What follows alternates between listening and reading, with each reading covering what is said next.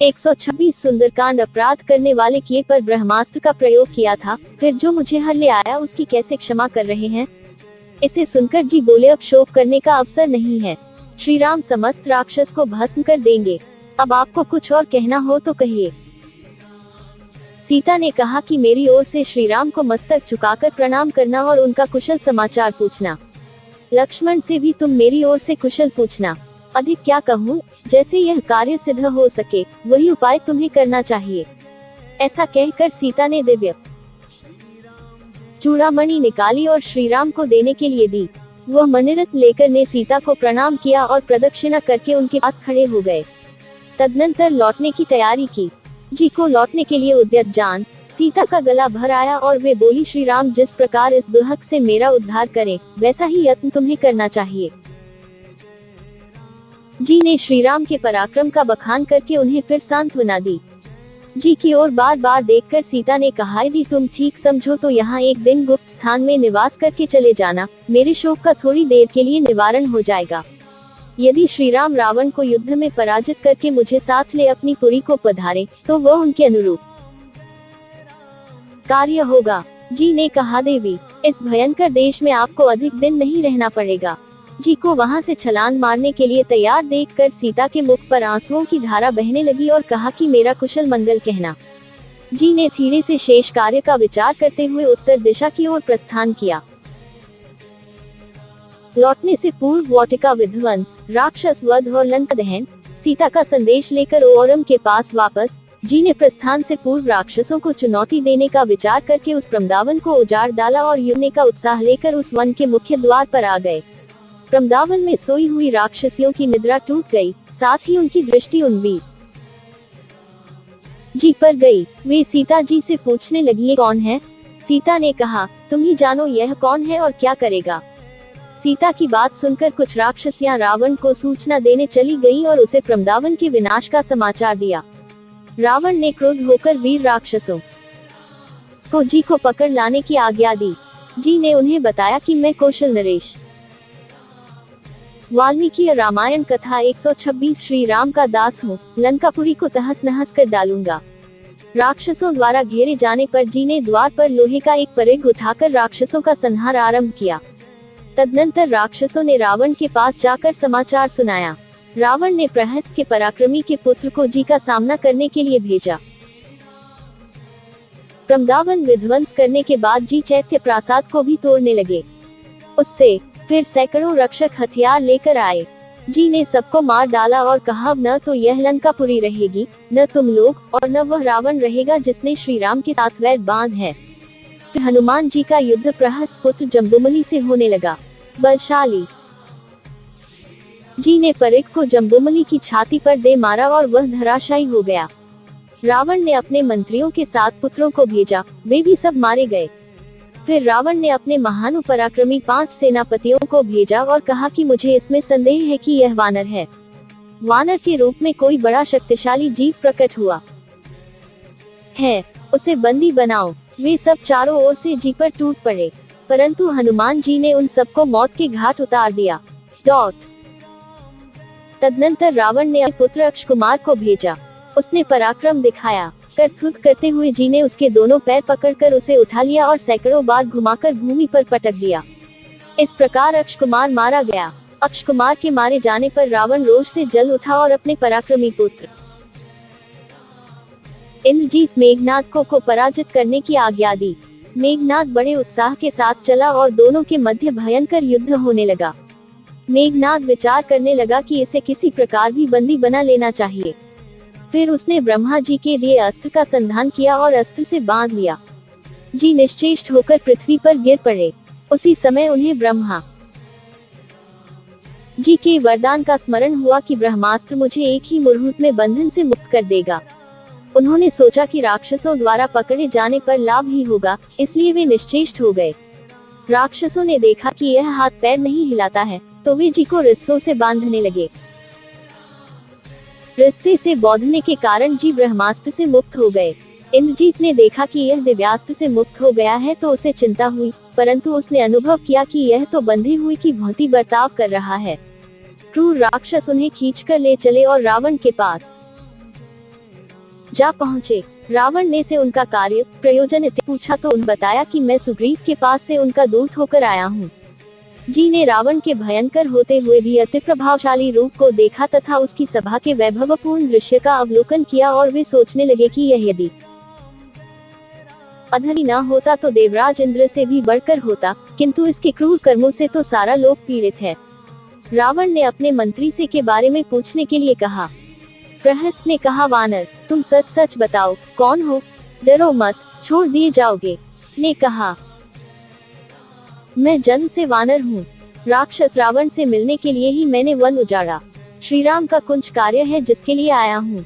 फिर रावण से कहा, राक्षस राज, मैं वानर राज सुग्रीव का संदेश लेकर तुम्हारे पास आया हूँ। वे तुम्हारे भाई हैं। तुमने श्री राम की पत्नी सीता को धोखे से अपहृत कर लिया है। सुग्रीव ने ढूंढ निकालने की प्रतिज्ञा की है। उन्होंने मुझे इस और भेजा। मेरा नाम है। मैंने यहाँ सीता को देखा है। तुम सीता को श्री राम के पास लौटा दो, अन्यथा श्री राम तुम्हारा विध्वंस कर देंगे। इस पर रावण ने क्रोध से जी के वध की आज्ञा दी। जिस समय रावण ने वध की आज्ञा दी, वहाँ विभीषण भी उपस्थित थे। उन्होंने उस आज्ञा का अनुमोदन नहीं किया और रावण से कहा, क्षमा कीजिए, क्रोध को त्याग दीजिए। श्रेष्ठ राजा दूत का वध नहीं करते। किंतु रावण ने हनुमान के प्रति क्रूर होकर कहा कि दंड नहीं बदलेगा। तब फिर विभीषण ने कहा कि दूत के लिए अन्य प्रकार के बहुत से दंड देखे गए हैं, किसी अंग को भंग या विकृत कर देना अथवा अन्य उपाय, परंतु वध का दंड मैंने कभी नहीं सुना है। विभीषण के अनेक तर्कयुक्त उत्तम तथा प्रिय वचनों को सुनकर रावण ने सोच विचार कर वह स्वीकार कर लिया। दशानन ने कहा, विभीषण तुम्हारा कहना ठीक है, वध के अतिरिक्त दूसरा कोई दंड इसे अवश्य न चाहिए। वानरों को अपनी पूंछ बड़ी प्यारी लगती है, इसकी जला दो, जलीच लेकर यह वहां जाए। फिर रावण ने आज्ञा दी कि इसकी पूंछ में आग लगाकर इसे प्रमुख पथों, सड़कों और चतवरों चौराहों सहित समूचे नगर में घुमायो जायो। आदेश सुनकर राक्षस जी की पूंछ में सूती कपड़े लपेटने लगे। उस समय जी का शरीर बहुत बड़ा हो गया। राक्षसों ने तेल छिड़क कर आग लगा दी। जी क्रूर होकर जलती हुई पूंछ से राक्षसों को मारने लगे। फिर से राक्षसों ने उन्हें बांध दिया और हर्ष के साथ लंकापुरी में सब ओर घुमाने लगे। जी बड़ी मौज से आगे बढ़ने लगे। वे लंका को अच्छी प्रकार से देखना चाहते थे। राक्षसियों ने सीता को भी यह समाचार सुनाया। उन्होंने अग्निदेव से प्रार्थना की कि तुम के लिए शीतल हो जाओ। उधर पेच में आग लगाए जाने पर हनुमान जी सोचने लगे कि यह आग मुझे जलाती क्यों नहीं है।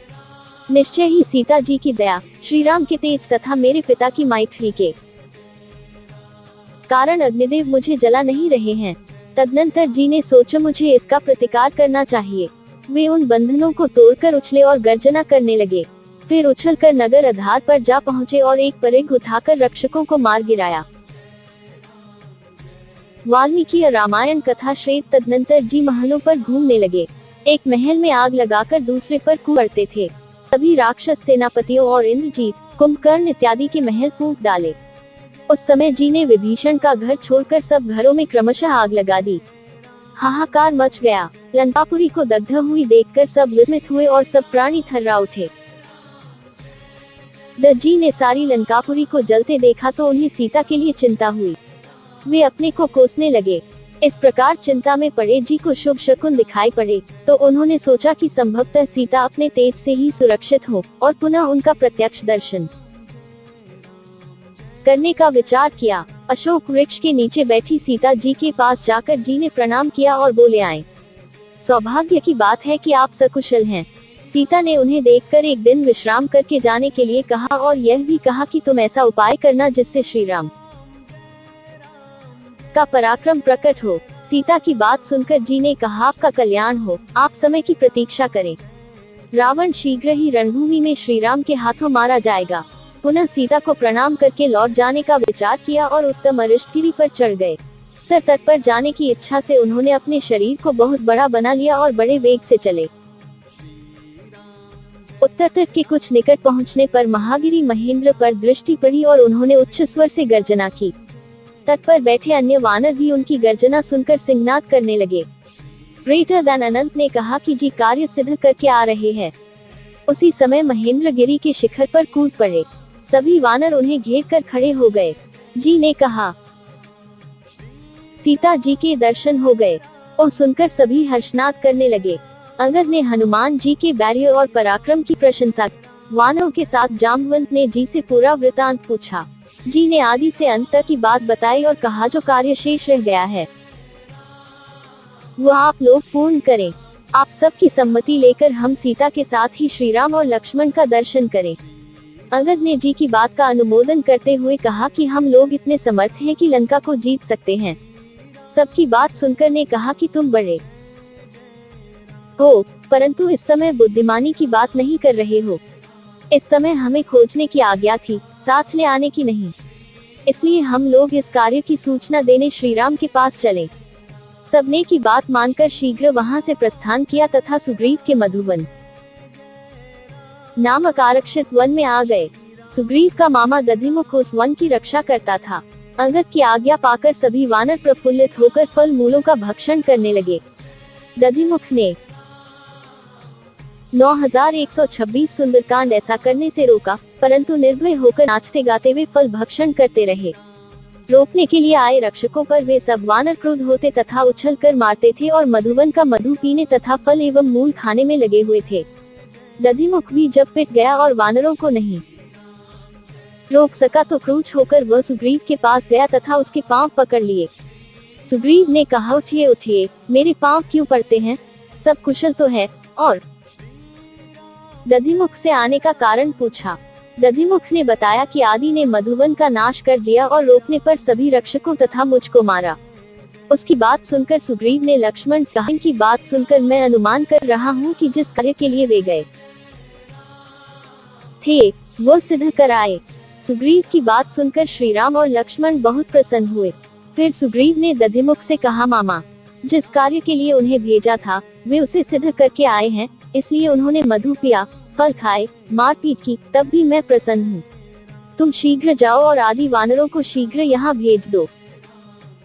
दधिमुख ने लौटकर अंगद से हर्षयुक्त वाणी में कहा कि मैंने अज्ञानवश रोका था, अतः जितनी इच्छा हो फल खाओ। तथा सुग्रीव ने बड़े हर्ष के साथ मुझसे कहा है कि उन्हें शीघ्र भेजो। यह सुनकर अंगद के साथ को आगे करके सब वानर वहां पहुंच गए।